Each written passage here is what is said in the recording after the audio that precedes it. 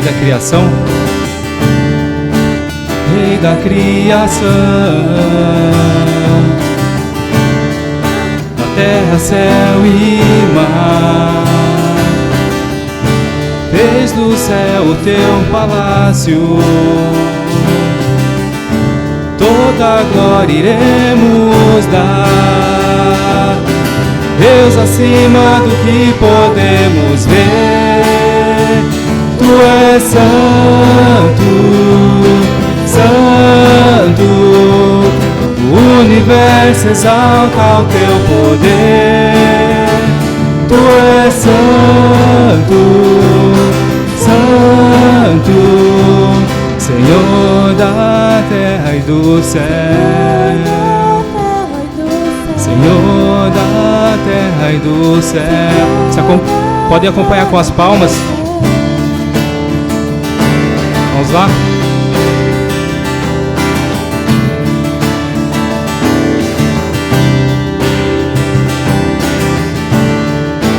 Cedo de manhã, Tua luz celebrarei. E se a escuridão vier a mim, o Teu nome clamarei. Deus acima do que podemos ver, Tu és santo, santo, o universo exalta o Teu poder. Tu és santo, santo, aleluia, ao Senhor da terra e do céu, aleluia, ao Senhor da terra e do céu, aleluia, ao Senhor da terra e do céu.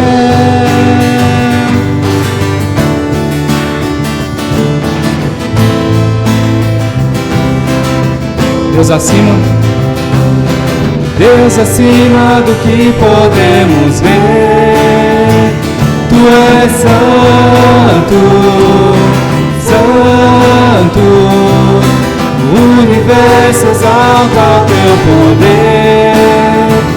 Tu és santo, santo, Senhor da terra e do céu, Senhor da terra e do céu.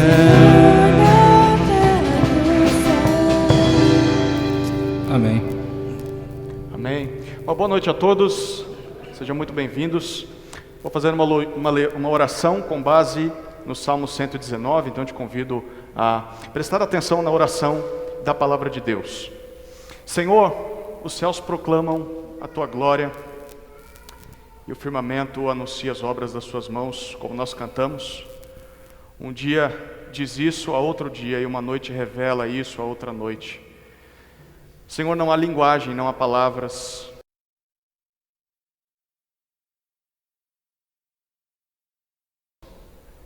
E as Suas palavras chegam até os confins do mundo. O Senhor pôs uma tenda para o sol, que é como um noivo que sai dos seus aposentos e se alegra como um herói a percorrer o seu caminho. Começa numa extremidade dos céus e vai até a outra, e nada pode se esconder do seu calor. Senhor, a Sua lei é perfeita, a Sua lei restaura a nossa alma. O testemunho do Senhor é fiel, dá sabedoria aos simples. Os preceitos do Senhor são retos, alegram o nosso coração. O Seu mandamento é puro, Senhor, traz luz aos olhos. O temor do Senhor é limpo, permanece para sempre. Os Seus juízos são verdadeiros, são todos justos. São mais desejáveis do que o ouro, mais do que muito ouro, e são mais doces do que o mel. Por isso nós nos reunimos nessa noite, Senhor, para louvar o Senhor da criação, mas não apenas prestar um culto a Ti. Estamos aqui também para ouvir essa palavra que traz vida, a palavra que sai da Tua boca, a palavra registrada nesse livro que é a Bíblia. Porque por meio dela o Senhor nos admoesta, e guardar o que o Senhor diz traz grande recompensa. Quando nós olhamos para nós mesmos, temos dificuldade, Senhor, de discernir as nossas. Pedimos que o Senhor nos perdoe daqueles pecados que sequer sabemos, sequer percebemos que cometemos, que o Senhor traga à tona e possamos confessá-los a Ti. Senhor, guarda-nos da soberba, que ela não nos domine. Pelo contrário, por conhecermos ao Senhor e conhecermos a Tua palavra, que isso gere em nós humildade. Então nós seremos irrepreensíveis, ficaremos livres de grande transgressão. Que as palavras dos nossos lábios, Senhor, e o meditar do nosso coração sejam agradáveis na Tua presença, Senhor, rocha nossa e Redentor nosso. Em nome de Jesus nós oramos. Amém. Ainda de pé, te convido a pegar a sua Bíblia. O Tiago vai nos conduzir na leitura dos Salmos 139 e 140, é isso? Acertei? Então vem cá, Tiago. Salmos 139 e 140. Boa noite. Senhor, Tu sondas e me conheces. Sabe quando me sento e quando me levanto. De longe, percebe os meus pensamentos. Sabes muito bem quando trabalho e quando descanso. Todos os meus caminhos são bem conhecidos por Ti. Antes mesmo que a palavra me chegue à língua, Tu já conheces inteiramente. Tu me cercas por trás e pela frente, e pões a Tua mão sobre mim. Tal conhecimento é maravilhoso demais, e está além do meu alcance. É tão elevado que não posso atingir. Para onde poderia eu escapar do Teu Espírito? Para onde poderia fugir da Tua presença? Se eu subir aos céus, lá estás. Se eu fizer a minha cama na sepultura, também lá estás. Se eu subir com asas da alvorada e morar na extremidade do mar, mesmo ali a Tua mão direita me guiará e me susterá. Mesmo que eu diga que as trevas me encobrirão e que a luz se tornará noite ao meu redor, verei que nem as trevas são escuras para Ti. A noite brilhará como o dia, pois para Ti as trevas são luz. Tu criastes o íntimo do meu ser, e teceste no ventre de minha mãe. Eu Te louvo, porque me fizeste de modo especial e admirável. Tuas obras são maravilhosas. Digo isso com convicção. Meus ossos não estavam escondidos de Ti, quando eu em secreto fui formado, e entretecido como nas profundezas da terra. Os Teus olhos viram o meu embrião, todos os dias determinados para mim. Foram escritos no Teu livro, antes de qualquer dele existir. Como são preciosos para mim os Teus pensamentos, ó Deus! Como é grande a soma deles! Se eu os contasse, seriam mais do que grãos de areia. Se terminasse de contá-los, eu ainda estaria contigo. Quem dera matasse os ímpios, ó Deus! Afaste-se de mim os assassinos, porque falam de Ti com maldade. Em vão rebelam-se contra Ti. Acaso não odeio os que Te odeiam, Senhor? E não detesto os que se revoltam contra Ti? Tenho por eles ódio implacável. Considero os inimigos meus. Sonda-me, ó Deus, e conhece meu coração. Prova-me e conhece as minhas inquietações. Vê se em minha conduta algo Te ofende, e dirige-me pelo caminho eterno. Livra-me, ó Senhor, dos maus.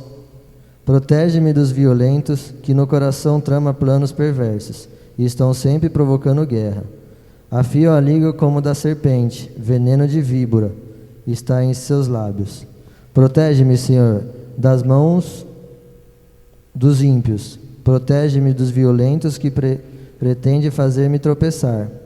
Homens arrogantes preparam armadilhas contra mim. Perversos estenderam as suas redes. No meu caminho armaram ciladas contra mim. E eu declaro ao Senhor: Tu és meu Deus. Ouve, Senhor, a minha súplica. Ó soberano Senhor, meu Salvador poderoso, Tu me proteges a cabeça no dia da batalha. Não atendas os desejos dos ímpios, Senhor. Não permitas que os planos deles tenham sucesso, para que não se orgulhem. Recaia sobre a cabeça dos que me cercam a maldade que os seus lábios proferiram. caiam brasas sobre eles e sejam lançados ao fogo em covas das quais jamais possam sair. Que os difamadores não se estabeleçam na terra, e a desgraça persiga os violentos até a morte. Sei que o Senhor defenderá a causa do necessitado e fará justiça aos pobres. Com certeza os justos darão graças ao teu nome, e os homens íntegros viverão na tua presença. Amém. Ainda em pé, nós vamos continuar louvando ao Senhor com a música que diz: Vim para adorar-te. É uma das coisas que nós viemos aqui fazer, um dos motivos de estarmos aqui, que é para adorar ao Senhor e dizer que Ele é nosso Deus e é totalmente amável, totalmente digno, e possamos dizer isso através da música com o que vamos cantar agora, que seja de coração.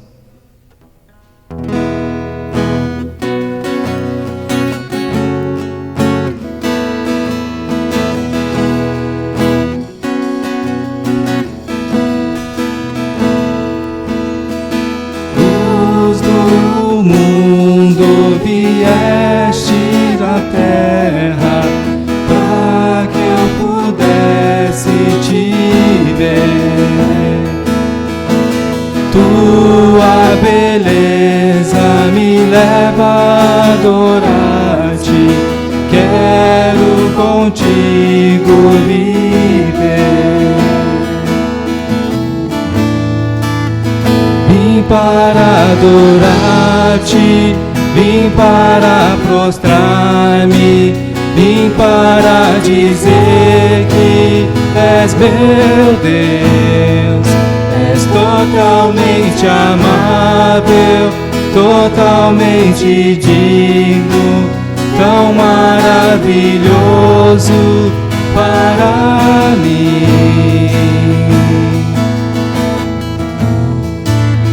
Eterno Rei, Eterno Rei, exaltado nas alturas, glorioso dos céus. Humilde vieste à terra que criaste, por amor ao pobre se ver.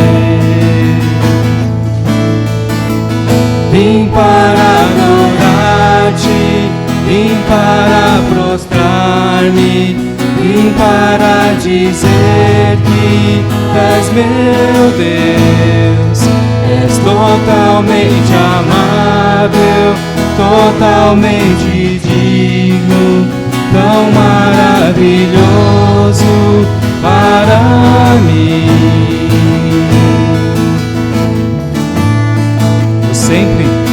Eu sempre saberei o preço dos meus pecados lá na cruz.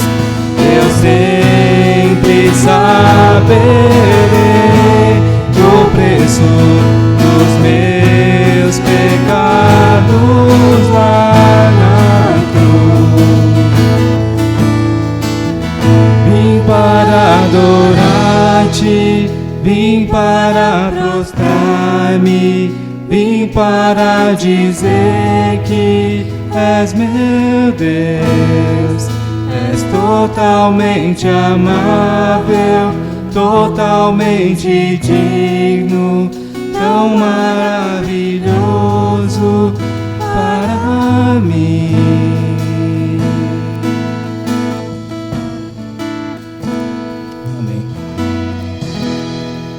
Os irmãos podem se sentar. Vamos estar cantando um hino que é inspirado no versículo de Isaías 64:8. Diz assim: Agora, ó Senhor, Tu és o nosso Pai, nós somos o barro e Tu o nosso oleiro. Todos nós somos obras das Tuas mãos.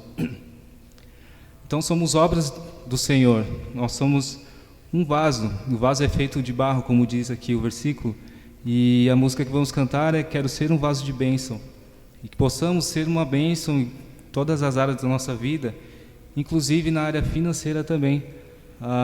Nós vamos ter um momento aqui de ofertas e que possamos ser uma bênção até nesse sentido, até nessa área da vida.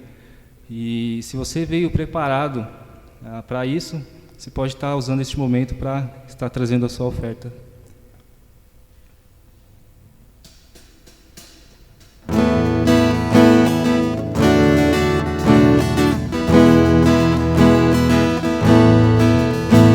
Quero ser um vaso de bênção, sim, um vaso escolhido por Deus, para as novas levar aos perdidos, boas novas que vêm lá do céu. Tudo consagro-te agora, Senhor, vou proclamar a mensagem de amor. Meu compromisso no teu serviço é ser um vaso de bênção, Senhor. Quero ser um vaso de bênção, cada dia desejo fazer. Todo aquele que vive culpado, o perdão de Jesus conhecer. Tudo consagro-te agora, Senhor, vou proclamar a mensagem de amor. Meu compromisso no teu serviço é ser um vaso de bênção, Senhor. Para ser um vaso de bênção é preciso ser sempre leal. É preciso ter fé e pureza que nos vem do poder divinal. Tudo consagro-te agora, Senhor, vou proclamar a mensagem de amor. Meu compromisso no teu serviço é ser um vaso de bênção, Senhor. Amém. Vamos cantar mais uma música, inspirada também nos Salmos 42. A gente já tem cantado, já faz 2 semanas.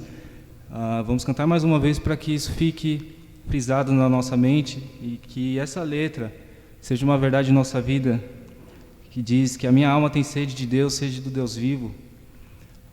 E ele diz no refrão: por que estás abatido, ó minha alma, por que te perturbas dentro de mim? Espere em Deus, pois ainda o louvarei. Então, não importa o que aconteça na nossa vida, possamos estar ainda assim louvando ao Senhor, mediante qualquer circunstância. Vamos colocar de pé para estar cantando ela?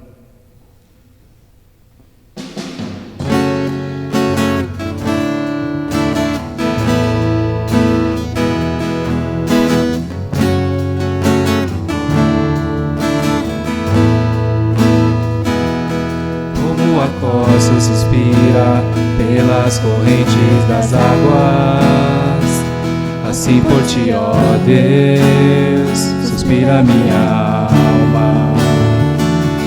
Como a costa suspira pelas correntes das águas, assim por ti, ó Deus, suspira minha alma.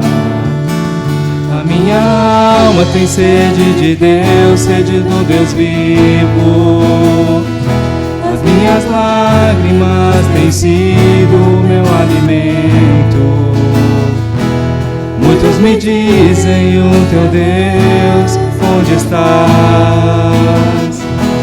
Dentro de mim se derrama a minha alma. Estás abatido, ó minha alma, porque te perturbas dentro de mim. Espera em Deus, pois ainda o louvarei. Porque estás abatido, ó minha alma, porque te perturbas dentro de mim. Espera em Deus, pois ainda o louvarei. Como a costa suspira pelas correntes das águas, assim por ti, ó Deus, suspira minha alma. Como a costa suspira pelas correntes das águas, assim por ti, ó Deus, suspira minha alma. A minha alma tem sede de Deus, sede do Deus vivo. As minhas lágrimas têm sido o meu alimento. Muitos me dizem, o teu Deus, onde estás? Dentro de mim se derrama a minha alma. Porque estás abatida, minha alma? Porque te perturbas dentro de mim? Espere em Deus, pois ainda louvarei. Porque estás abatida, minha alma? Porque te perturbas dentro de mim? Espere em Deus, pois ainda louvarei. Espere em Deus, espere em Deus, espere em Deus, pois ainda louvarei. Espere em Deus, espere em Deus,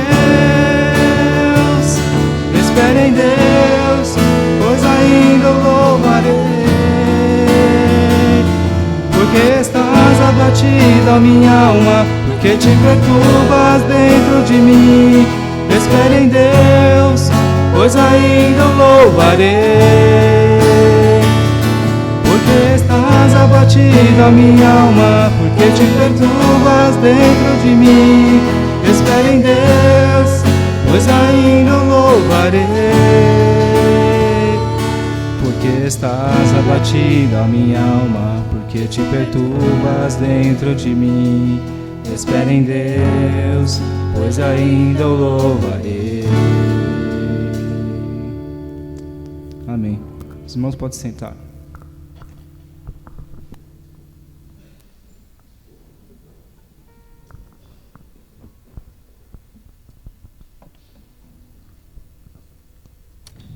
Agora foi. Boa noite, irmãos.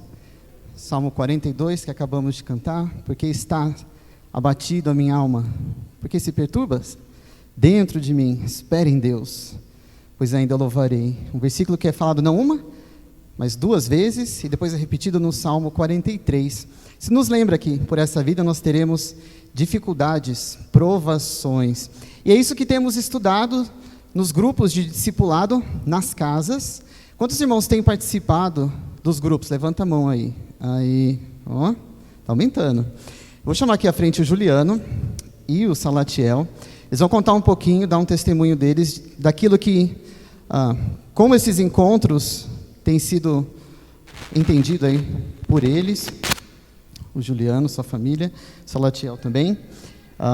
Quais têm sido suas percepções a respeito do que a gente tem visto, ouvido, compartilhado em Tiago? Boa noite, igreja. Tem sido tempo de muita aprendizagem,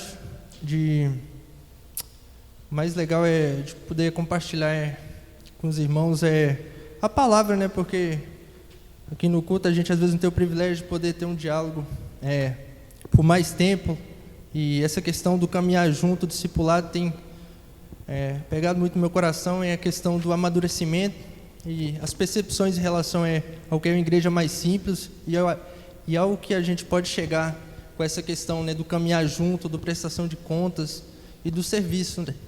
Porque nos pequenos grupos te dão muita brecha para você compartilhar e também orar junto com os irmãos ao final, e tem sido muito bom.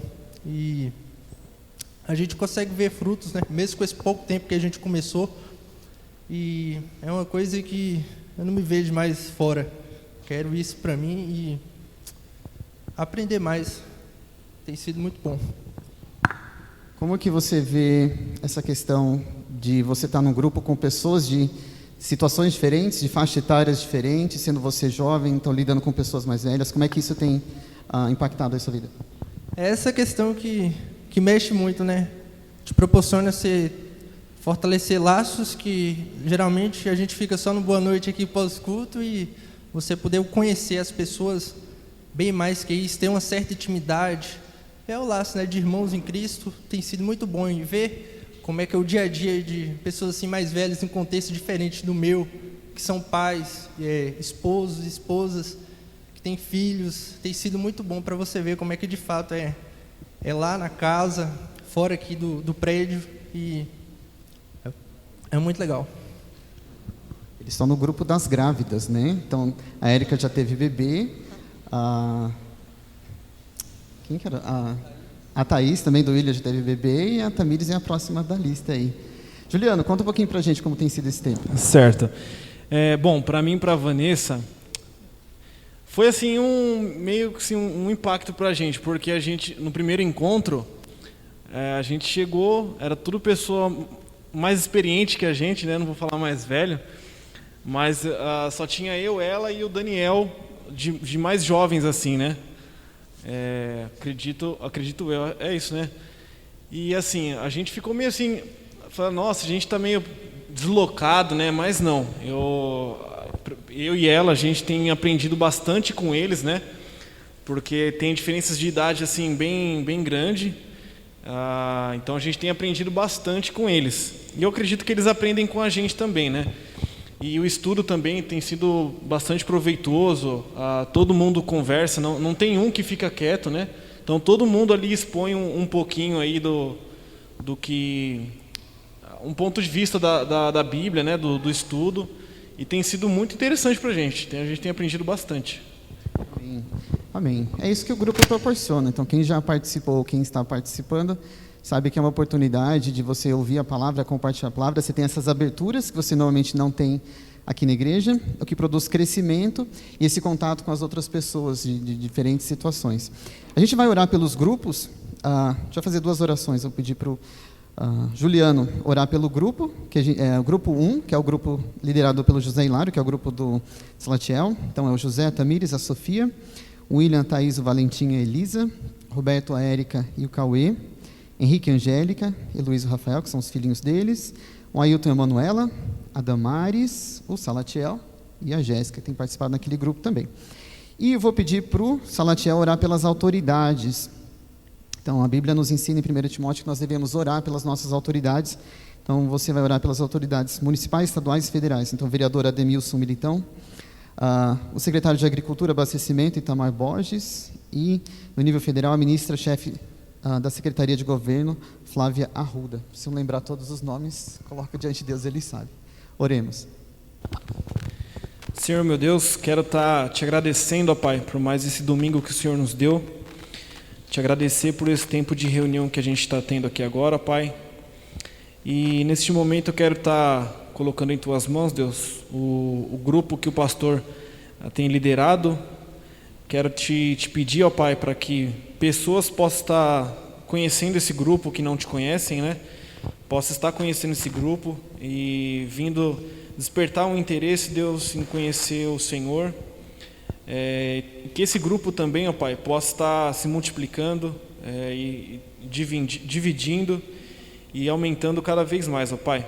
E te peço por cada família que tem ali naquele grupo, que o Senhor possa estar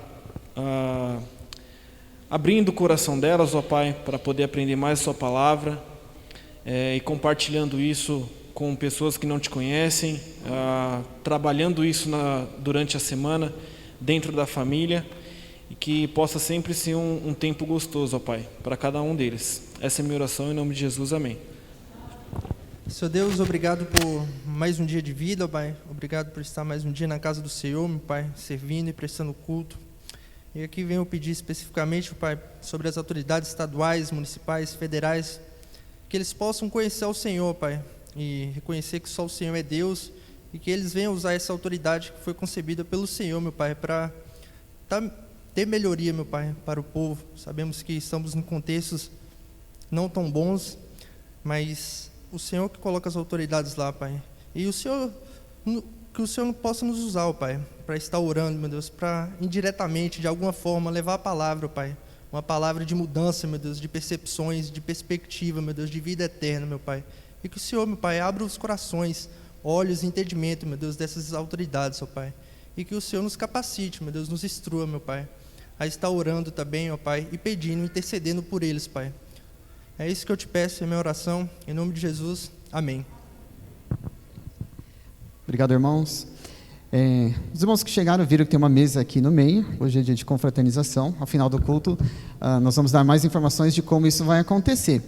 Mas, enquanto isso não acontece, eu queria saber se tem pessoas que nos visitam hoje pela primeira vez. Tem alguém que está aqui pela primeira vez? Levanta a sua mão. Aqui na frente. Como você chama? Maurício. Aqui também. São parentes? Seus pais, sejam muito bem-vindos. Depois a gente passa o relatório do Timóteo. É brincadeira. Timóteo foi abençoado aí com um presente de Natal um pouquinho antecipado, com o nascimento da Maria, ontem, certo? E o terceiro filho do casal, vovô e vovó estão babando. Depois eu pedi para os diáconos providenciarem uns paninhos ali, que nessa hora os avós babam. Mais alguém? Não? Então tá bom. Vou chamar aqui à frente as crianças a partir de 3 anos. A gente não vai ter, eu vou explicar já, a gente não vai ter a sala para as crianças menores, mas a sala para as crianças menores está aberta. Então, se algum pai ou mãe precisa trocar uma fralda, amamentar, dar de comer, a sala está aberta, tá bom? Agora, para as crianças a partir de 3 anos, elas vão subir comigo e com a Gabi, que está em algum lugar. Então, nós vamos ir aqui à frente orar. É só você? Olha que fofo. Parabéns para o pai dessa criança. Brincadeira. Crianças a partir de 3 anos. Nós vamos orar por essas crianças. Gabi, fica mais para cima, para não haver nenhum tipo de... Enfim. Ó, Vinícius. Ok. Vou pedir para uma irmã orar. Quem poderia orar? Dona Ivone. A senhora pode orar pelas crianças?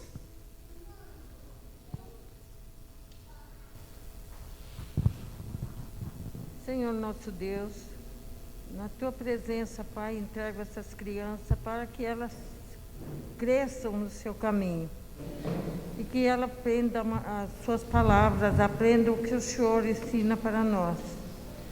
Eu peço ao Senhor que cuide delas, Senhor, que esteja sempre acompanhando essas crianças para que depois de grande não se desviem, Pai. Em nome de Jesus eu peço. Em nome de Jesus eu agradeço. Amém.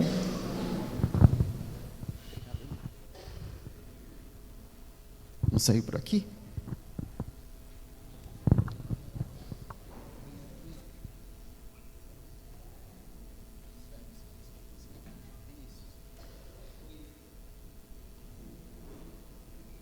Te convido a abrir sua Bíblia no Evangelho segundo Marcos, capítulo 7.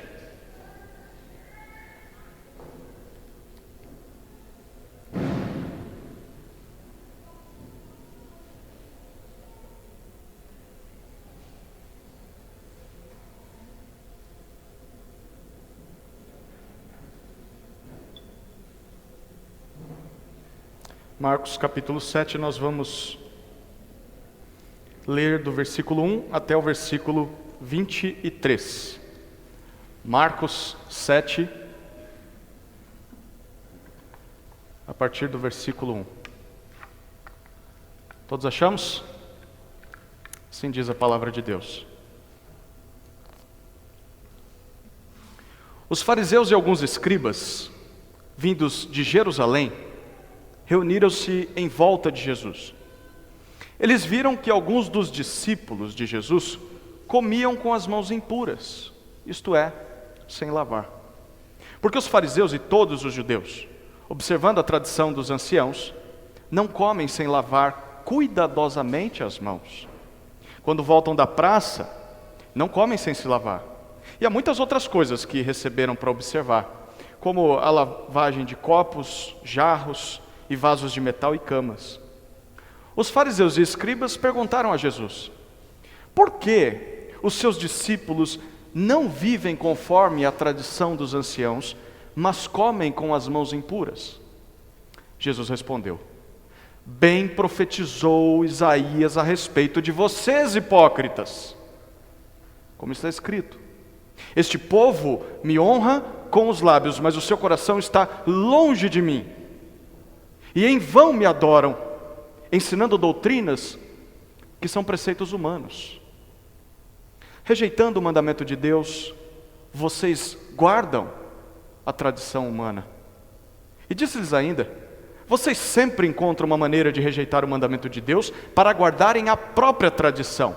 Pois Moisés disse: honre o seu pai e a sua mãe, e quem maldisser o seu pai ou a sua mãe será punido de morte. Vocês, porém, dizem que se alguém disser ao seu pai ou à sua mãe: a ajuda que você poderia receber de mim é corbã, isto é, oferta ao Senhor, então vocês o dispensam de fazer qualquer coisa em favor do seu pai ou da sua mãe, invalidando a palavra de Deus por meio da tradição que vocês mesmos passam de pai para filho. E fazem muitas outras coisas semelhantes. E convocando outra vez a multidão, Jesus disse: escutem todos e entendam. Não existe nada fora da pessoa que, entrando nela, possa contaminá-la. Mas o que sai da pessoa, isso é o que a contamina.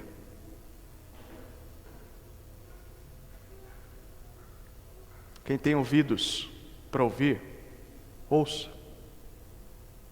Quando entrou em casa deixando a multidão, os seus discípulos o interrogaram a respeito da parábola. Jesus lhes disse: então vocês também não entendem? Não compreendem que tudo o que está fora da pessoa, entrando nela, não a pode contaminar, porque não entra no coração dela, mas no estômago e depois é eliminado? E assim Jesus considerou puros todos os alimentos. Todos os alimentos. E dizia: o que sai da pessoa, isso é o que a contamina. Porque de dentro do coração das pessoas é que procedem os maus pensamentos, as imoralidades sexuais, os furtos, os homicídios, os adultérios, a avareza, as maldades, o engano, a libertinagem, a inveja, a blasfêmia, o orgulho, a falta de juízo. Todos esses males vêm de dentro e contaminam a pessoa. Vamos orar mais uma vez, queridos. Nós vamos descobrir estudando o texto. Vamos orar. Querido Deus, abra os olhos do nosso coração, para que possamos não só contemplar as maravilhas da Tua lei, mas compreendê-las. E que isso produza transformação nas nossas vidas e liberdade em Cristo. É a nossa oração no nome dEle. Amém. Eu quero que você imagine a seguinte cena. Pai chegando para o filho e dizendo assim depois do almoço: filho, hoje é a sua vez de lavar a louça do almoço. O que o filho responde? Mas pai, eu não quero. O pai diz: eu não perguntei se você quer, eu mandei você ir. E a partir do momento em que eu te dei uma ordem, agora é sua responsabilidade. E aí o filho, você sabe que não vai responder tranquilamente logo de primeira. Depois de muita insistência, ele diz: tá bom, eu vou. Mas saiba que enquanto estou lá na cozinha lavando a louça, por dentro, eu estou sentado no sofá assistindo televisão. Está correta essa postura desse filho? O que tem de errado nesse diálogo? Ele está sendo obediente? Fazer algo externamente, simplesmente, aqui por fora, só por aparência, significa que de fato nós estamos fazendo isso internamente, de coração? Eu quero que você pense um pouquinho. Se nós agirmos como esse filho, em outras áreas da vida, talvez nós tenhamos agido dessa maneira. Como serão as coisas? Por exemplo, como serão os nossos relacionamentos familiares, se você só fizer por aparência, mas não de coração? Como serão as nossas ações no trabalho? Como nós vamos lidar com as nossas emoções, com as nossas vontades? Como vai ser o nosso relacionamento com Deus? Como serão os nossos relacionamentos com irmãos na igreja? Como nós vamos lidar com os nossos pecados, especialmente aqueles pecados mais secretos, que só nós sabemos que cometemos? Sabe o que Jesus tem para dizer a respeito disso? De acordo com essa passagem que nós lemos, o que nós podemos aprender de Jesus é o seguinte: a obediência deve ser de coração, porque dele vem a contaminação. A obediência deve ser de coração, porque dele vem a nossa contaminação. Marcos nos conta essa lição, nos apresenta essa lição através de duas cenas. E a primeira cena é uma cena de confronto. Do versículo 1 até o versículo 13, Jesus confronta pessoas. E depois, na segunda cena, é uma cena de ensino. Ele explica o que disse no confronto à multidão e depois aos discípulos, a partir do versículo 14 até o 23. Então nós vamos refazendo a leitura à medida que formos avançando no texto. Primeira parte, confronto. Essa é a primeira cena. Olhe novamente comigo os versículos 1 e 2 do capítulo 7. Os fariseus e alguns escribas, vindos de Jerusalém, reuniram-se em volta de Jesus. Eles viram que alguns dos discípulos de Jesus comiam pão com as mãos impuras, isto é, sem lavar. Na sua narrativa sobre o ministério de Jesus, Marcos introduziu lá desde o capítulo 2, você provavelmente vai se lembrar disso, um conflito que só tem crescido.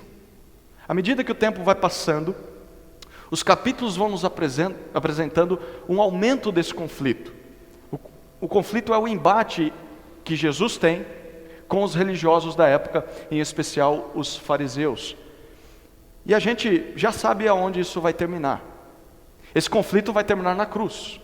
Jesus vai ser crucificado por causa desse conflito que começou desde o início do seu ministério. Um dos grandes motivos da morte de Jesus é esse confronto aqui. É o que Jesus diz a esses homens nessa passagem que nós lemos. O lugar dos fariseus e dos escribas eram mestres, pessoas peritas na lei. Eles gastavam o tempo deles estudando a lei do Antigo Testamento e ensinando ela para as pessoas, interpretando a maneira deles e ensinando a interpretação deles para as pessoas. O lugar desses homens não era na Galileia, não era lá no norte de Israel. O lugar dessa turma era lá no sul, lá em Jerusalém. Jerusalém era o local mais importante de Israel. Era o centro político dos judeus, era o centro religioso, onde havia o templo que Herodes estava reconstruindo. Mas o fato de Jesus estar arrebanhando multidões com os seus milagres ali na Galileia e ensinando coisas diferentes que os próprios fariseus, coisas a respeito das Escrituras e a respeito do reino de Deus, isso faz com que alguns desses fariseus e escribas, eles subam de Jerusalém até a Galileia, onde Jesus está, para observar o que está acontecendo mais de perto. E quem sabe talvez nessa observância eles consigam encontrar algum ato falho de Jesus, alguma coisa que eles possam acusá-lo de heresia, ou que eles possam acusar Jesus de revolta contra Roma, e talvez assim conseguir que ele se cale. E o que eles veem logo quando chegam? Um prato cheio para eles. Eles chegam na hora do almoço. E eles percebem que alguns dos discípulos, é interessante isso, outros não. Outros estavam com as mãos purificadas, mas alguns estavam comendo sem lavar as mãos, com as mãos impuras. A pergunta é, como assim? Esses caras não têm noção de higiene? Será que eles não sabem que quando a gente chega da rua tem que passar álcool em gel na mão? E como é que você vai comer pão sem lavar as mãos? Será que eles não têm educação? Não é isso que está acontecendo aqui. A questão é muito mais profunda, é muito mais séria do que simplesmente regras de higiene. Tanto é que Marcos explica para nós nos versículos 3 e 4. Olha o que ele diz nos versículos 3 e 4. Porque os fariseus e todos os judeus, observando a tradição dos anciãos, não comem sem lavar cuidadosamente as mãos. Quando voltam da praça, não comem sem se lavar. E há muitas outras coisas que receberam para observar, como a lavagem de copos, jarros e vasos de metal e camas. Marcos diz para nós que não só os fariseus, mas ele diz todos os judeus. Provavelmente aqui ele está usando um exagero, porque a gente acabou de descobrir que tinha discípulo que não fazia isso. Mas ele diz, olha, em geral, os judeus dessa época, eles tinham vários costumes parecidos. Eram rituais de purificação, que foram ensinados de pai para filho, eram passados de geração para geração, que é chamada de tradição, a tradição judaica. E por que Marcos está dizendo isso para a gente, gastando 2 versículos com isso? Provavelmente porque os seus leitores originais são, na sua maioria, romanos. Quem são os romanos? São pessoas que não conhecem as tradições judaicas. São pessoas que são considerados gentios, não são judeus. Então, para que os romanos que estão lendo esse livro compreendam esse confronto, eles precisam entender que essa era uma tradição que os judeus guardavam e era passado de pai para filho. Mas apesar de ser uma tradição dos judeus, é claro que Jesus e os seus discípulos, pelo menos uma parte deles, não está guardando essa tradição. Então, não era uma questão de higiene, não é que eles eram porcos. A questão aqui é religiosa. A questão é como eles se relacionam com Deus, como eles se relacionam uns com os outros, como eles se relacionam com objetos, com animais. É uma questão entre sagrado e profano. E Jesus e os seus discípulos estão mostrando que eles são judeus diferentes dos demais. Os demais se preocupam com isso, mas aparentemente eles não estão tão preocupados com isso. Por quê? É por isso que os fariseus vão perguntar para Jesus. Por que que os seus discípulos não guardam as tradições que os outros judeus guardam? E aí olha o que nós lemos a partir do versículo 5 até o 7. Os fariseus e os escribas perguntaram a Jesus: por que os seus discípulos não vivem conforme a tradição dos anciãos, mas comem com as mãos impuras? Jesus respondeu: bem profetizou Isaías a respeito de vocês, hipócritas. Como está escrito: este povo me honra com os lábios, mas o seu coração está longe de mim. Em vão me adoram, ensinando doutrinas que são preceitos humanos. Não só os fariseus, a pergunta dos fariseus era: qual é a razão dos seus discípulos não viverem de acordo com a tradição que foi ensinada de pai para filho, passada de geração para geração? Jesus responde isso de duas partes, de duas maneiras. Na primeira parte da resposta de Jesus, como diz o Gideon, ele dá uma canelada nos caras. Ele dá uma resposta com uma exortação com palavras muito duras, e você percebe que ele diz assim: olha, deixa eu explicar uma coisinha para vocês. Tem um profeta lá do passado que falou sobre gente como vocês, gente que dá tanto valor para a tradição, e esse profeta é Isaías. E Jesus está citando aqui uma passagem de Isaías capítulo 29, que é uma profecia de juízo contra a nação de Israel. O contexto de Isaías 29 era de completa rebeldia do povo. O povo estava completamente virado de costas para Deus, mas eles continuavam cumprindo as leis, os rituais, os cultos, os sacrifícios. Eles ouviam a palavra de Deus semana após semana, eles continuavam acendendo incensos, levando seus animais para serem sacrificados, eles ouviam as tradições dos antepassados e guardavam essas tradições, mas Deus diz: por dentro, no coração de vocês, vocês estão cegos, vocês não querem saber do Senhor. Na verdade, todos esses atos religiosos, Isaías 29 diz, Deus diz para eles: apesar de que vocês parecem pessoas muito santas, essas coisas não são motivadas por uma obediência sincera, por uma obediência de coração. As coisas que Deus mandou, vocês estão simplesmente obedecendo pessoas, ordens que homens criaram, e vocês ficam apenas cumprindo essas coisas de forma mecânica, mas o coração de vocês está bem longe disso. No final das contas, aqueles judeus da época de Isaías, eles não ligavam para o que Deus dizia. Eles simplesmente se preocupavam com o que eles pensavam, se preocupavam com os desejos deles. Eles queriam fazer o que eles bem queriam fazer, e eles faziam. Mas todo sábado eles estavam lá para cultuar ao Senhor, para fazer as coisas mecanicamente. Mas Deus diz: por fora bela viola, por dentro pão bolorento. E é exatamente isso que Jesus disse que aqueles fariseus estavam fazendo. Vocês estão igualzinho o povo de Israel, lá na época de Isaías. Em outras palavras, olha o versículo 8. Rejeitando o mandamento de Deus, vocês guardam a tradição humana. Vocês dizem que obedecem a Deus. E vocês falam em nome de Deus às pessoas, quando na verdade vocês rejeitam o que Deus ordena. E vocês fazem só o que os homens querem que vocês façam. Vocês vivem só de aparência. A isso Jesus dá um nome, no versículo 6 nós lemos isso, de hipocrisia. O que é um hipócrita? Hoje ele tem uma conotação bem negativa, né? Naquela época estava começando essa fama, porque um hipócrita era um ator, era o nome dado para um ator da época, alguém que simplesmente usava máscaras, literalmente máscaras, para interpretar uma peça teatral. Então, se ele quisesse representar alguém que estava alegre, ele usava uma máscara alegre, com um sorriso. Se ele quisesse interpretar alguém que estava triste, ele trocava de máscara e colocava uma máscara triste. Então, o hipócrita, na verdade, você não conseguia saber exatamente o que ele estava pensando, não conseguia saber o que estava por baixo da máscara, porque a máscara escondia realmente os sentimentos dele, ele só encenava. Aquilo que você via não era aquilo que ele era, quem ele era de verdade. Então ele podia estar triste e usando uma máscara alegre, ou ele podia estar alegre e usar uma máscara triste, e você já entendeu. E segundo Jesus, assim eram os fariseus e escribas.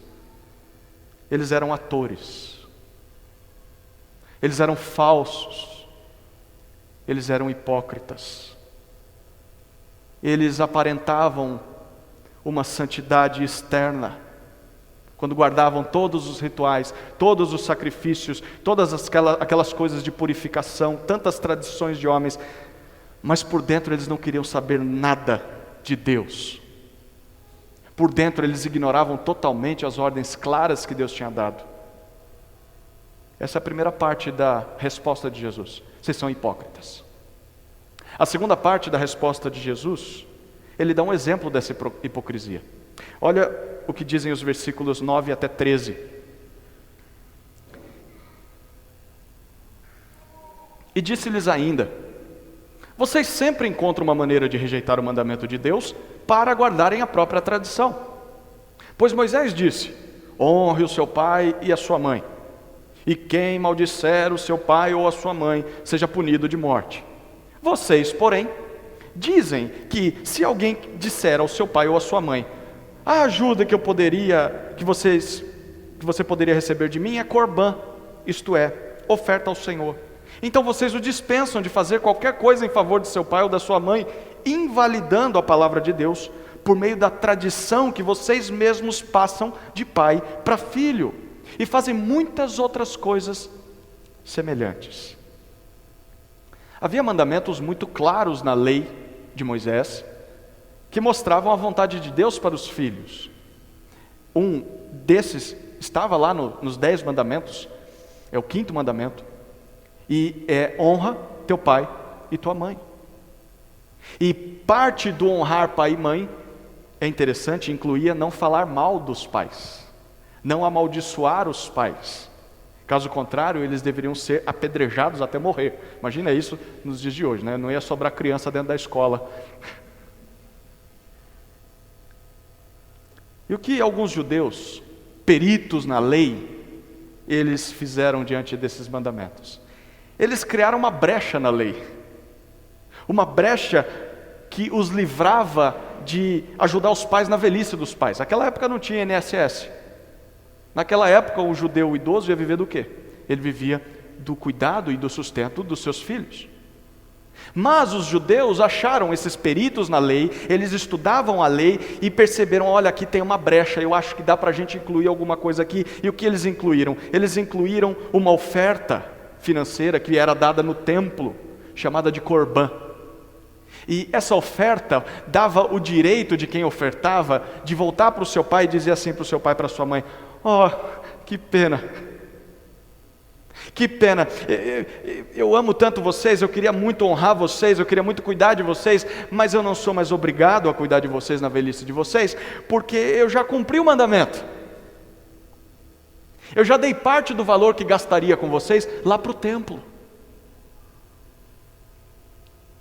Então esse judeu bom e piedoso, ele voltava para sua casa feliz, tranquilo, voltava com a consciência limpa, com o sentimento de dever cumprido, mas às custas de deixar os seus pais à míngua, afinal de contas, ele recebeu uma orientação dos fariseus, de que se ele fizesse isso, ele estava obedecendo o 5º mandamento. Então está tudo bem. Está tudo bem, o que Deus diz, eu já cumpri, porque eu fiz o que os homens mandaram eu fazer. Mas isso era pura farsa. Isso é mentira. Eles estavam, como Jesus diz, anulando a ordem clara de Deus, que era honrar pai e mãe, em troca de obedecer a uma orientação humana. A orientação era assim: está tranquilo, dá a oferta no templo e vai ficar tudo bem. Não vai ficar tudo bem. Você está desobedecendo a Deus. Segundo Jesus, isso é hipocrisia. De nada vale guardar tradições humanas, se em nossos corações nós estamos desobedecendo a Deus. Obediência deve ser de coração. Perceba, a questão aqui de Jesus não é se nós guardamos tradições ou não. Não é esse o problema que Jesus está confrontando. Até porque alguém pode dizer: não, eu não guardo nenhuma tradição. Mentira, você guarda. Todos nós guardamos algum tipo de herança que recebemos. A maneira com que você escova o dente, por exemplo, é uma tradição que você recebeu. Seus pais te ensinaram a escovar os dentes, ou deveriam ter ensinado. A maneira com que você organiza a mesa do jantar é uma tradição. A maneira com que você se veste para vir para o culto, a igreja que você escolhe, a qual vai fazer parte, você está seguindo alguma tradição. Então nós nunca vamos ficar livres de tradição, e Jesus não está condenando a tradição. O problema está em nós fazermos essas coisas de forma mecânica, simplesmente ignorando aquilo que Deus diz claramente na palavra, e achando que está tudo bem, e voltando para casa com esse sentimento de dever cumprido, quando não foi cumprido. Quantas vezes nós não aparentamos cultuar a Deus externamente?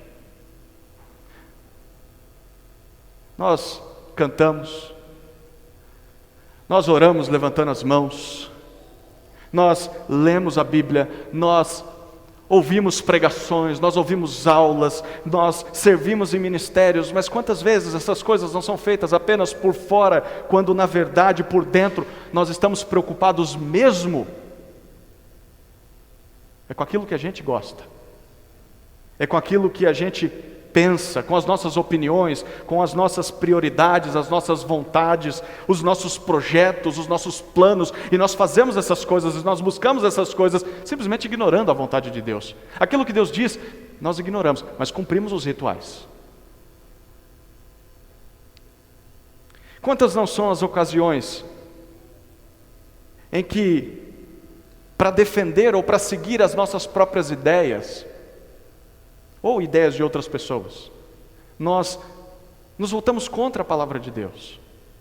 Às vezes nós fazemos isso de maneira bem maquiada, bem escondida. Outras vezes nós fazemos isso de forma escrachada. O mandamento está aqui, está claro, claríssimo, mas nós preferimos não ver. Preferimos virar as costas para o mandamento para fazer o que os homens nos disseram para fazer, porque fazer o mandamento, obedecer o mandamento vai custar muito. Então é melhor fechar a Bíblia e abrir o livro de tradições e escolher qual que eu quero seguir e voltar para casa tranquilo. Quantas vezes nós não fazemos isso? E aí claro que você talvez nunca tenha orado assim, mas se você está se enquadrando aqui, você tinha que ter a coragem de orar dessa maneira. Você tinha que ter a ousadia, porque você está fazendo isso na verdade. Você tinha que ter chegado diante de Deus e fazer essa oração: Senhor, sabe como que é? Será que não daria para mudar as coisas? Porque não dá para cumprir esse negócio aqui que o Senhor está mandando. Porque eu estou gastando o meu tempo, eu estou gastando os meus recursos com tradições que eu recebi.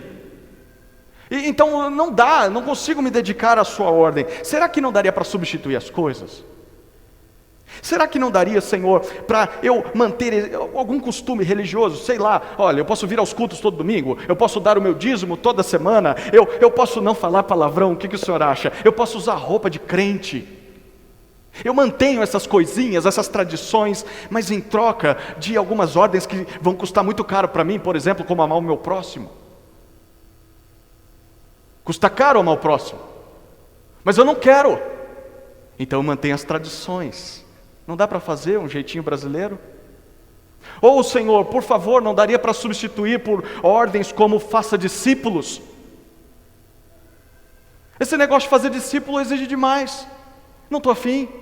Então eu continuo mantendo a tradição. Será que não dá para fazer isso, Senhor? Eu continuo mantendo as regras que homens criaram ou que eu mesmo criei para não ser generoso. Ou, Senhor, não dá para substituir por hospitalidade? Eu não gosto de receber ninguém.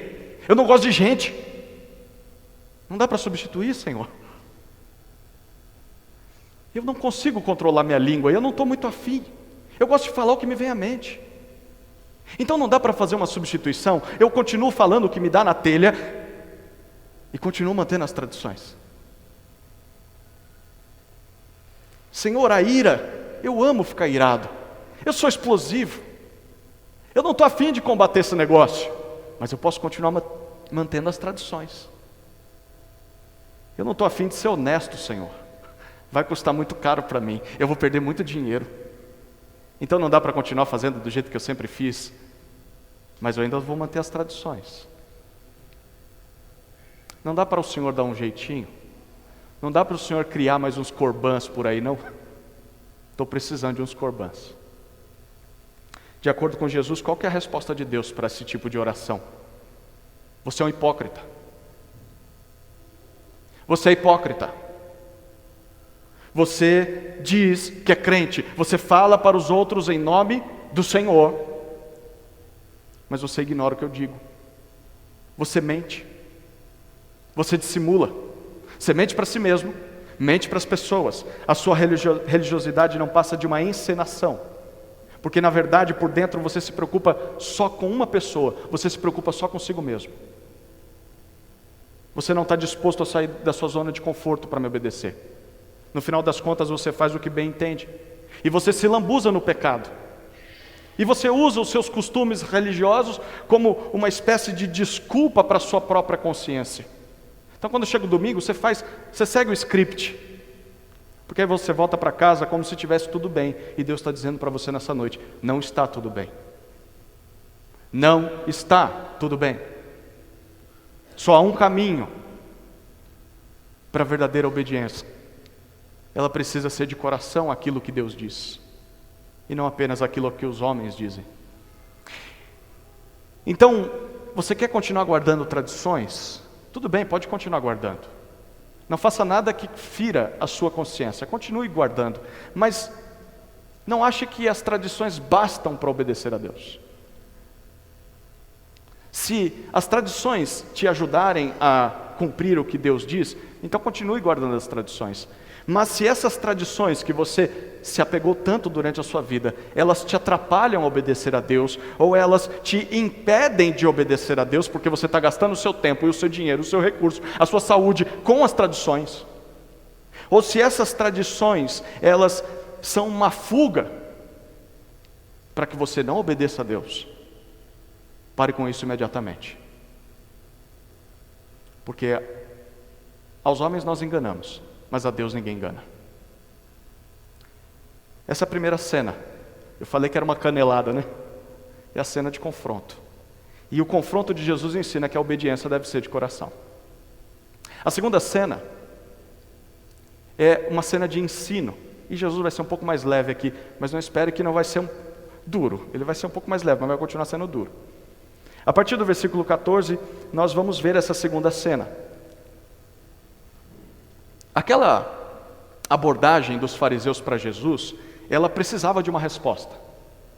Porque os fariseus perguntaram para Jesus diante das multidões que estavam ali ao redor. Isso porque para aqueles homens que vieram lá de Jerusalém, aqueles rituais de purificação, eles faziam parte de todo um pacote de ensino dos fariseus. Os fariseus ensinavam a Escritura e falavam sobre o reino de Deus. Então, aqueles rituais faziam parte desse ensino deles. Eles defendiam que só a interpretação deles do Antigo Testamento era correta. E que, por isso, só os costumes deles, só as tradições que eles ensinavam, era a forma certa de se obedecer a Deus. Além disso, segundo os fariseus, se você fosse um fariseu, e todo judeu deveria fazer isso, o reino de Deus, aquele que foi prometido no Antigo Testamento, ele iria se cumprir. Os fariseus tomariam conta de Roma, eles dominariam o imperador e eles reinariam por todo sempre sobre Israel. E quem seria o Messias? Quem seria o rei? Provavelmente seria um fariseu, né? Seria alguém do grupo deles. Então, quando surge esse tal de Jesus, esse Jesus que está interpretando as Escrituras de uma forma diferente dos fariseus, e se os fariseus eram os homens mais rígidos e mais entendidos que se tinha na época, e esse Jesus agora está dizendo que o reino de Deus, ele não vai começar por meio dos fariseus, mas ele já começou consigo mesmo. O reino de Deus começou com a chegada de Jesus à terra. Então, as pessoas começaram a ficar confusas. Imagine chegar aqui uma pessoa que diga totalmente o contrário do que vocês estão acostumados a ouvir desde o começo. É isso que está acontecendo com aqueles judeus. E a pergunta é, quem é que está certo nessa história? Quem fala realmente em nome de Deus? Quem é que sabe interpretar corretamente o Antigo Testamento? Quem é que está certo a respeito do reino de Deus? São os escribas e fariseus que nós sempre ouvimos, ou esse tal de Jesus? Quem é que está com a razão? Foi sobre isso que Jesus fala à multidão, é por isso que ele responde à multidão. Olha os versículos 14 a 16.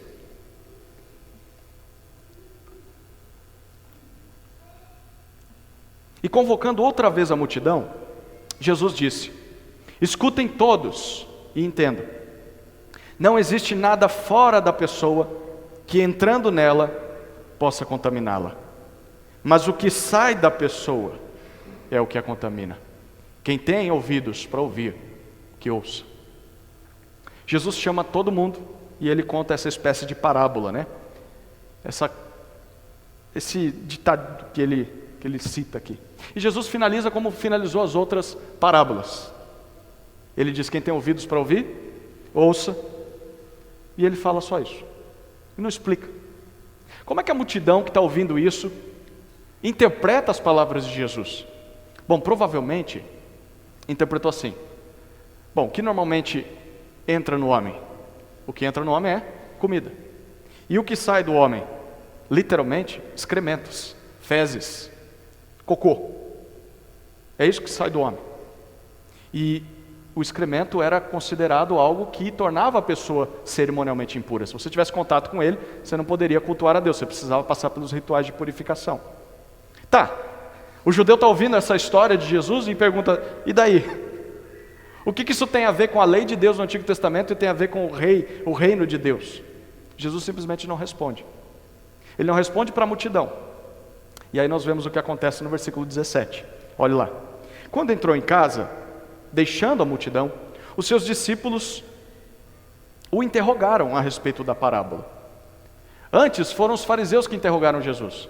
Agora são os discípulos que não estão entendendo nada do que ele fala.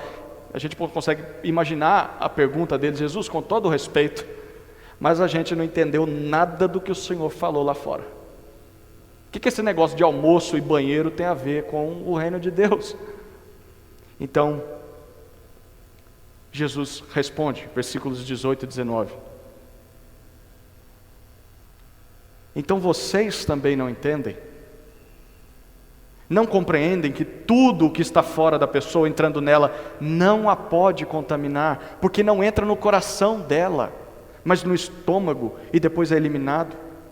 E assim, Jesus considerou puros todos os alimentos.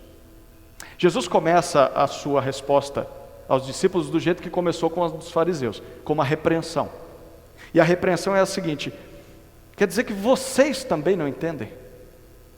Poxa, se nem vocês entenderam. Em outras palavras, em certo sentido, os discípulos estão no mesmo pacote que os fariseus e a multidão.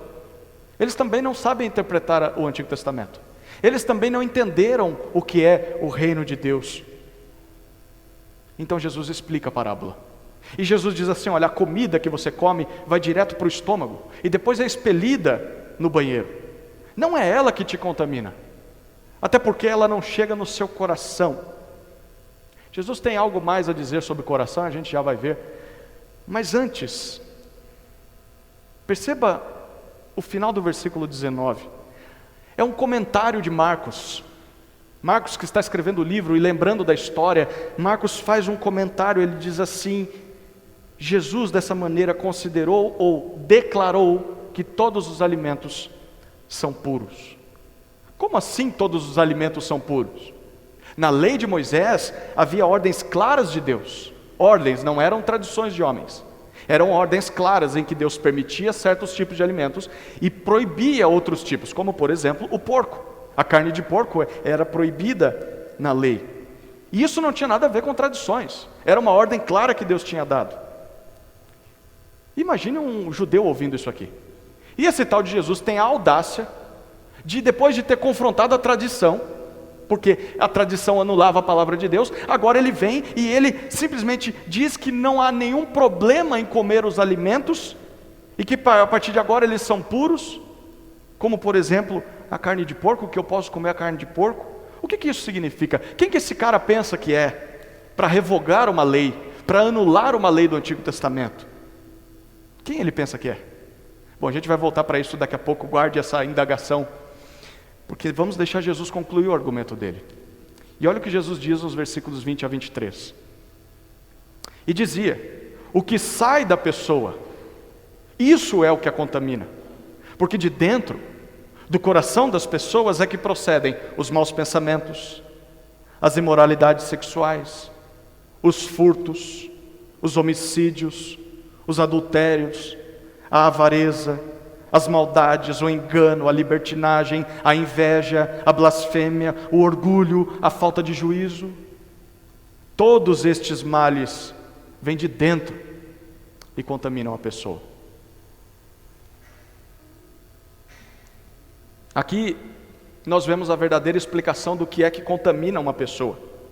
O que torna alguém impuro diante de Deus não é o tipo de comida que a pessoa come, ou se ela pratica ou não pratica rituais religiosos como eram os ensinados pela tradição.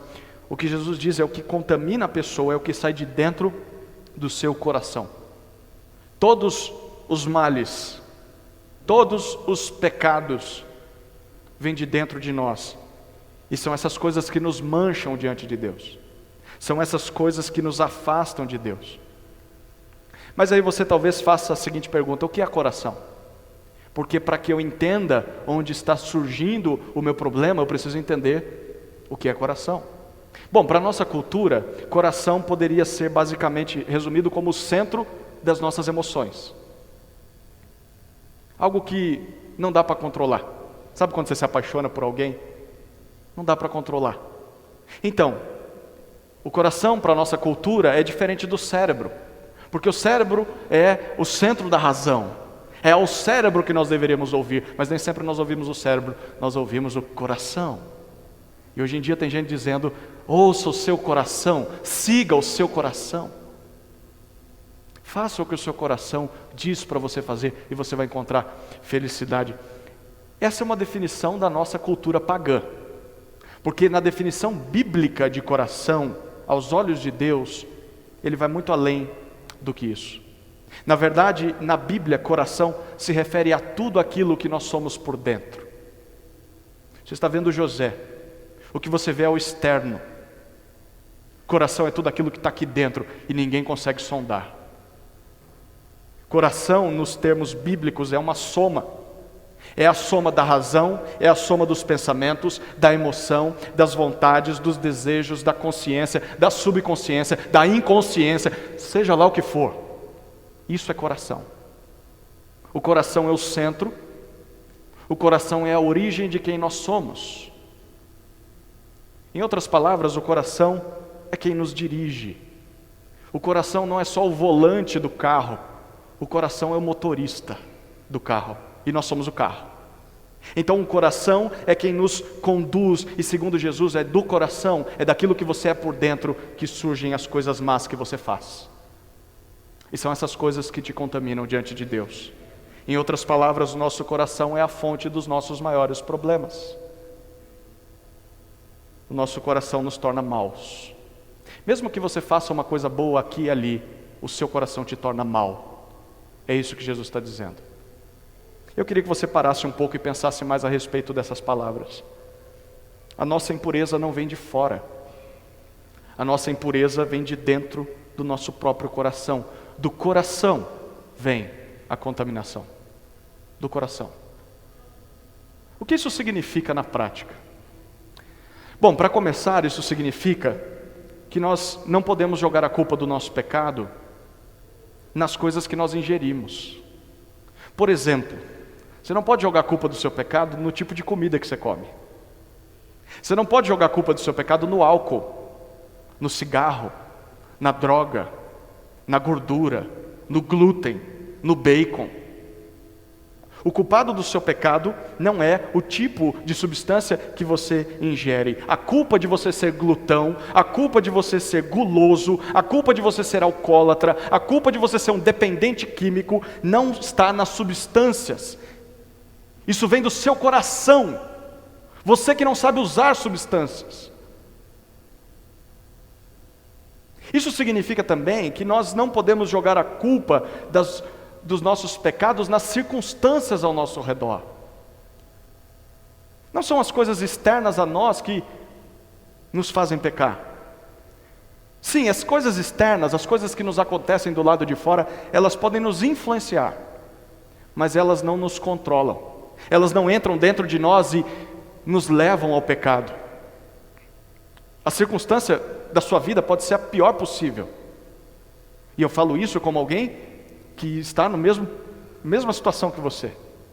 Nós enfrentamos dor, nós enfrentamos luto, nós enfrentamos solidão, nós sofremos, nós temos pressões de todos os lados, nós sofremos com o pecado das outras pessoas, nós enfrentamos o medo, nós enfrentamos a tristeza, e ainda assim, conforme Jesus, é de dentro do nosso coração que o nosso pecado nasce e não de fora.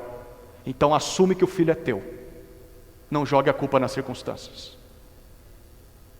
Isso também significa que nós não podemos atribuir a culpa das nossas ações ou das nossas reações pecaminosas às outras pessoas. Se as pessoas pecam contra nós, elas vão ter de prestar contas diante de Deus pelo seu pecado.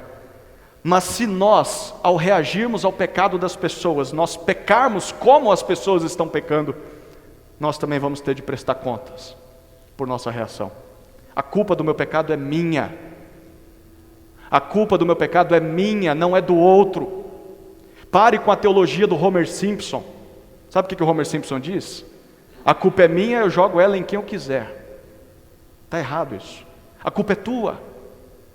A culpa não é da outra pessoa. Se você foi ofendido, se você foi maltratado, se você foi humilhado, se você foi rejeitado, se você foi injustiçado, tudo isso é lamentável, mas ainda assim você é responsável por suas reações. Principalmente as reações pecaminosas. O problema não está mais lá, fora apenas, mas ele está aqui dentro. Aqui está o problema. Diante disso, eu quero que você observe mais uma vez a lista que Jesus cita no final desse texto, versículos 21 e 22. E eu quero que você perceba, ou tenha essa honestidade de coração, de observar se esses males não estão presentes na sua vida. Alguma vez você já manifestou algum desses pecados? Se não todos esses pecados. É claro que Jesus não está fazendo aqui uma lista exaustiva com todos os tipos de pecados possíveis de se cumprir, mas já é um bom começo, né? Já é um bom começo para você identificar a raiz das suas atitudes. Por que você está fazendo o que você faz? Por que você peca do jeito que peca? Aqui está o motivo. Olha que interessante, Jesus cita 13 pecados que surgem do coração, 13 males. Primeiro, maus pensamentos, maus desígnios, vontades perversas, ideias baixas, intenções perniciosas, erradas, venenosas, destrutíveis. Você se identifica com essas coisas? Segundo item, imoralidade sexual, ou na sua versão diga prostituição. Esse termo vem de uma palavra que significa qualquer tipo de pensamento ou de ato sexual ilícito. Não é só o adultério, mas é a fornicação, é a homossexualidade, o lesbianismo, relação com animais, incesto, tantas outras coisas terríveis. É do coração que essas coisas surgem. Terceiro item, furtos ou roubos. É estranho você ver esse elemento numa lista tão pesada, né? Hoje em dia se tornou até doença roubar. Cleptomania. Outras pessoas não dizem que é porque são doentes, outros dizem que a culpa de ser ladrão é da sociedade, é do sistema. De acordo com Jesus, não tem nada a ver. É questão de coração, é daquilo que está dentro de você, é por isso que você rouba. Homicídio é o quarto item da lista. Não só o desejo de matar, mas qualquer ato que atente contra a vida da outra pessoa. A violência é uma espécie de homicídio. A agressão, o aborto, o assassinato, todas essas coisas começam no coração.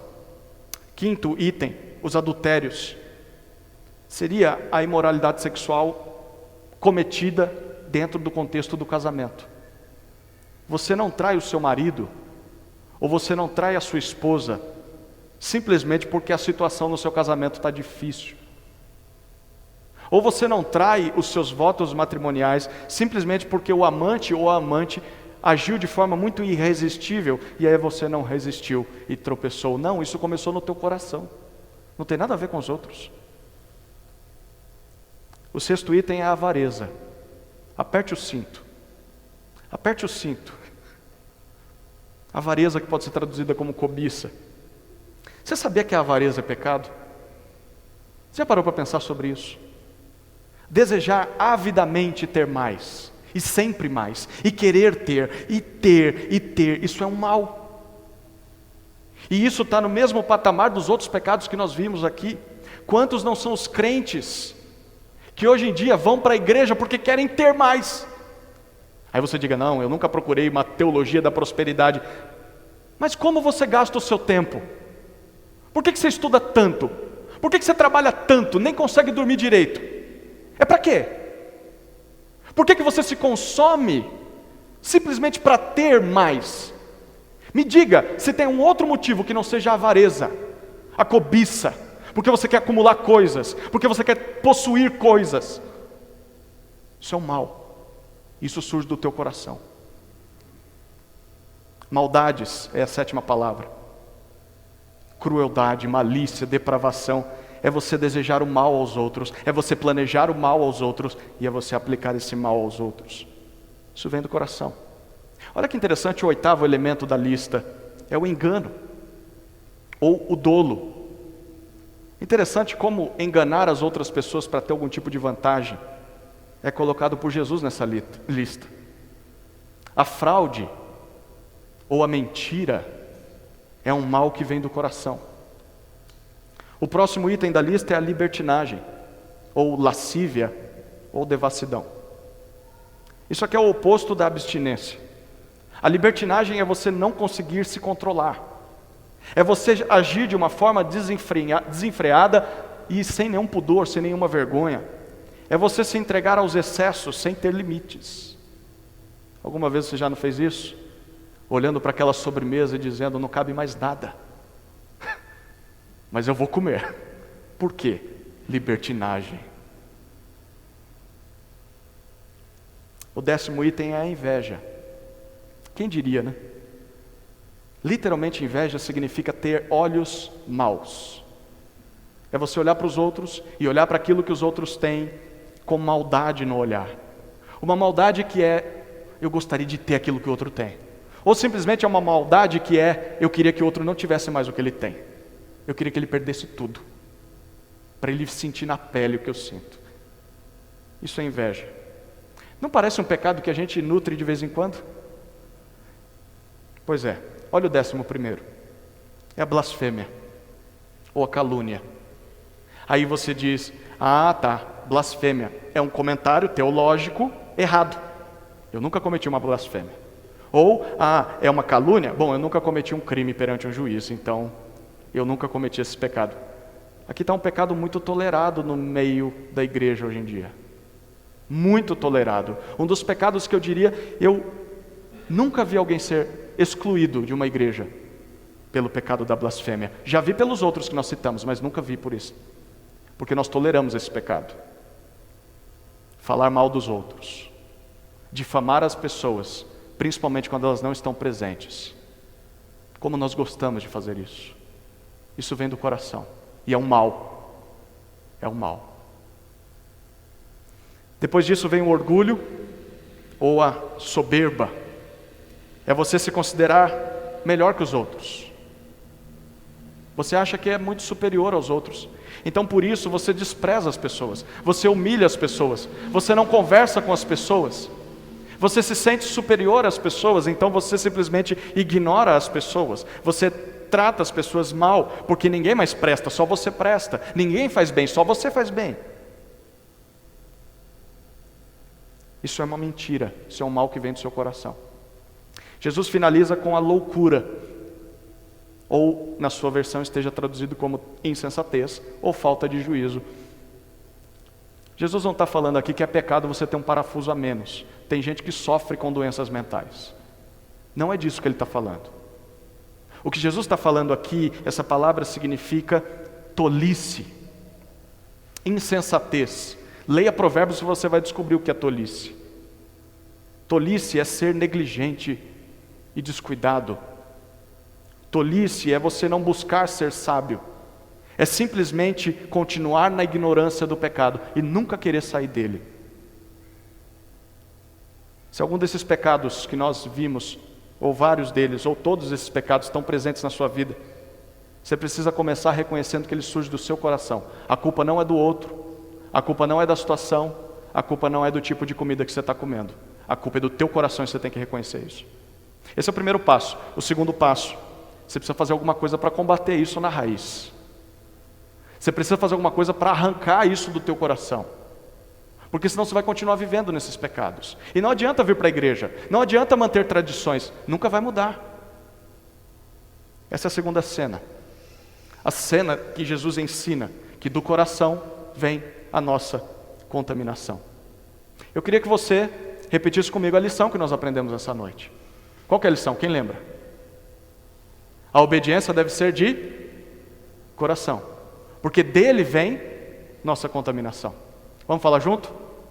A obediência deve ser de coração, porque dele vem a nossa contaminação. Muito bom, é isso que Jesus quer que eu e você aprendamos. Mas você acha que eu vou terminar o sermão agora? Eu não vou terminar agora.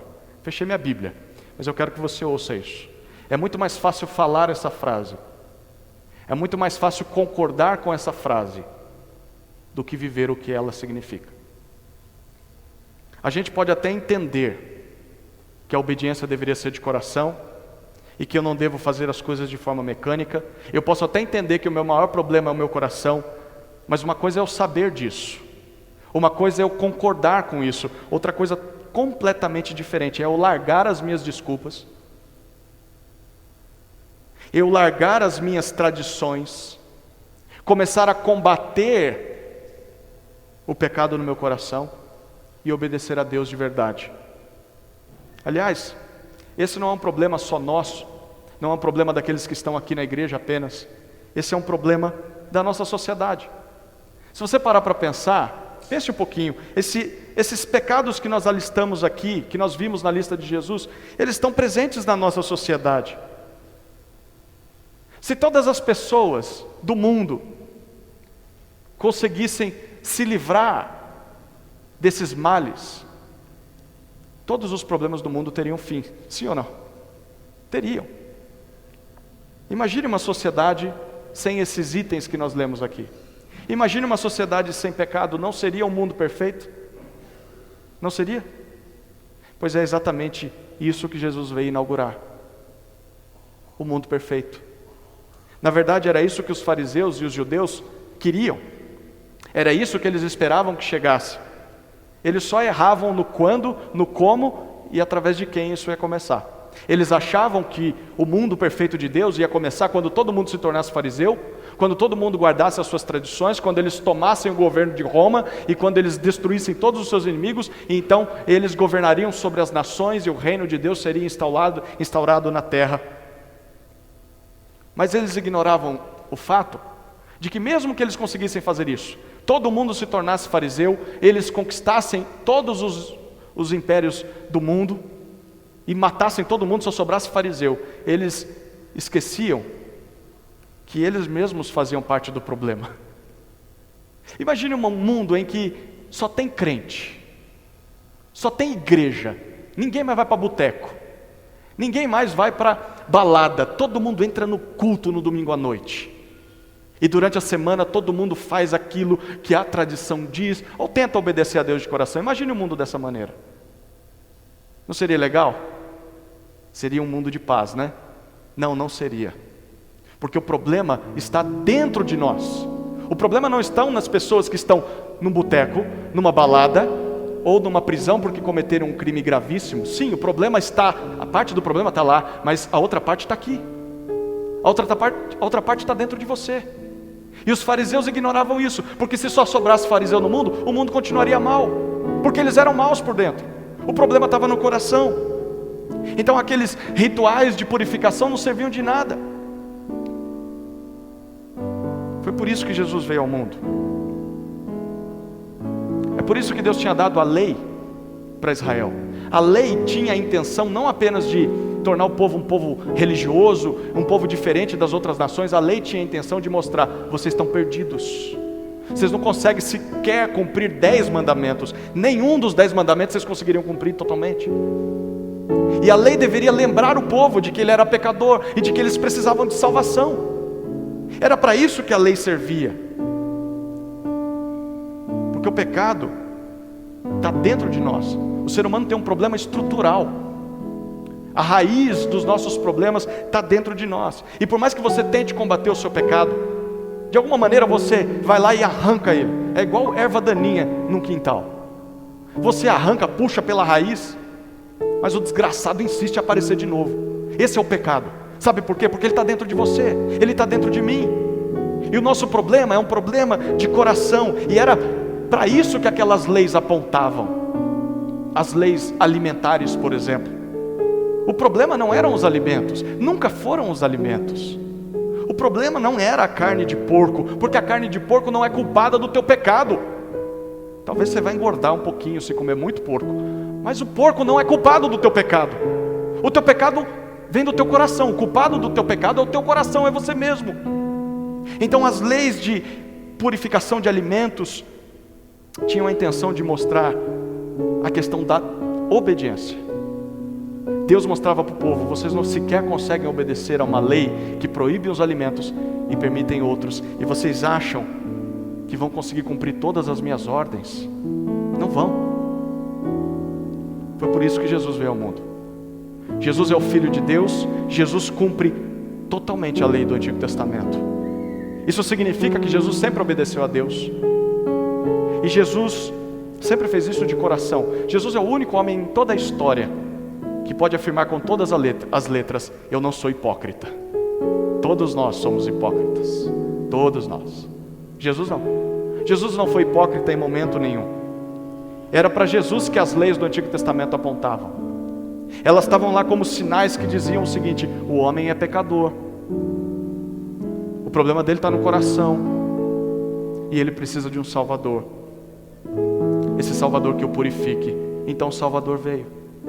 O Salvador viveu e morreu naquela cruz. E ao morrer na cruz, Ele tomou sobre si todas as nossas culpas. Todos os pecados citados nesse texto e tantos outros que Jesus não citou, mas você sabe que cometeu. E lá Ele está sofrendo o castigo de todas as nossas culpas. E quando Ele ressuscita, Ele vence a morte. E a morte é o resultado natural dos nossos pecados. Mas Ele vence a morte. E Ele dá início ao novo mundo de Deus. Ele dá início ao reino de Deus. Um reino em que o pecado não tem mais lugar no coração dos homens. Um reino que um dia vai se cumprir totalmente quando Ele voltar. Isso significa que há esperança para cada um de nós. E há esperança para as pessoas que estão aí fora perdidas. Porque se nós pararmos de fugir das nossas culpas e de fingir que obedecemos a Deus simplesmente por guardarmos tradições, e nós reconhecermos que o nosso problema real é o nosso coração, e nós confessarmos a Deus os nossos pecados, e se nós cremos nessa obra de Jesus, Deus garante para mim e para você perdão. Deus garante, não é uma hipótese. Deus garante: eu te perdoo e eu te dou um novo coração. Se o problema é o seu coração podre, eu vou dar um novo. Um coração que é como uma semente do novo mundo. Uma semente que foi plantada em nós e que nos possibilita começar a viver aqui e agora, nesse mundo, aquilo que nós seremos no novo mundo. Então, na prática, isso significa que nós, os que creem em Jesus, somos os únicos no mundo, os únicos, que são capazes de combater os males do coração e vencer esses males. Os únicos que conseguem se ver livres da escravidão ao pecado, verdadeiramente.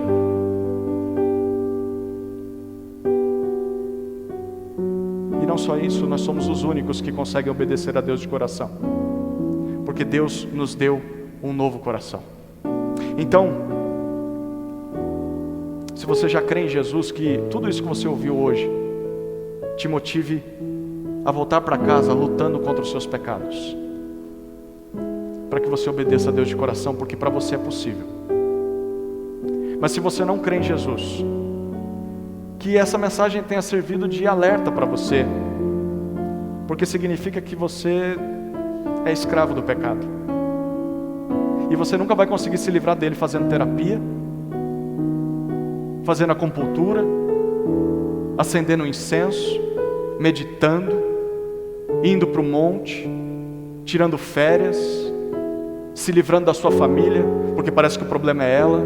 Se você parar de comer certo tipo de comida, você não vai se livrar do pecado fazendo essas coisas. Os pecados estarão sempre perto de você, porque eles estão dentro de você. Esse é o alerta. Mas também, esse sermão serve de esperança para você, porque é a solução para a sua vida, e a solução para a sua vida é Jesus Cristo. Você precisa crer em Jesus, Ele vai te libertar da escravidão ao pecado. A obediência deve ser de coração, porque dele vem a nossa contaminação, e através de Jesus isso é possível. Amém? Vamos orar.